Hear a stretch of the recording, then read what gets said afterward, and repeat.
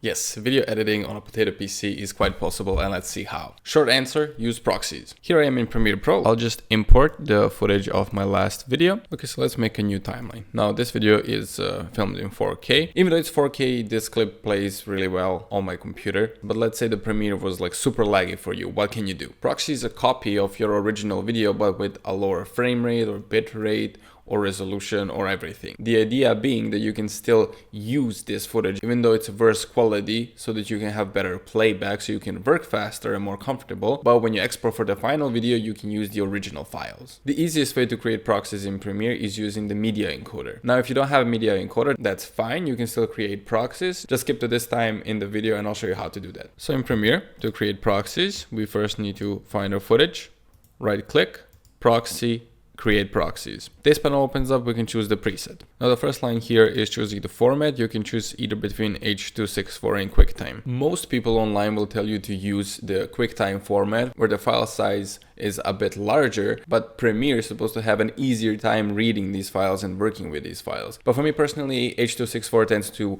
work a bit better, so that's what I use. Try out both, see what works better for you. Let's choose H.264 for the format. And then you can choose the preset. You'll probably see only 3 of them here, which is like the low, medium, and high resolution. But I wasn't really happy with the way these proxies were made, so I made my own custom one. And if you want to use the same preset as me, you can just download it. Link is in the description. I would also suggest adding the watermark. You'll see what it means in a second. And for the destination, again, I would suggest putting it next to the original media in a proxy folder. And then just hit OK. And you're done. Now you can continue to use Premiere and edit if your computer can handle it. But since you're here, I'm guessing that's not really the case. To make it easier for the media encoder, save your Premiere project and exit, and then you just pay for the media encoder to finish. And while we are waiting for the rendering to be done, maybe you're wondering how many proxies can you make at once. You can select all of your footage, all of your clips, right click, create proxies, and just wait it out. Okay, and it's done. Let's close media encoder and let's open up Premiere Pro. Okay, so first things first, to make sure we have proxies enabled, go to Edit,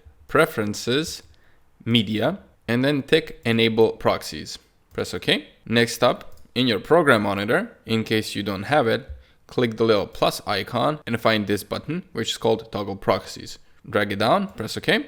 And to toggle proxies, you simply press that button. Now, since we choose the watermark option, we can see it here in the lower left corner. And another thing you'll probably notice is that your playback is a lot smoother now. So from here, it seems like there is no difference. Toggling proxy on and off. Well, let's zoom in like 800%. That's too much.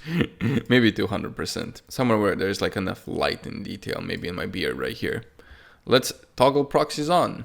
Oh, wow.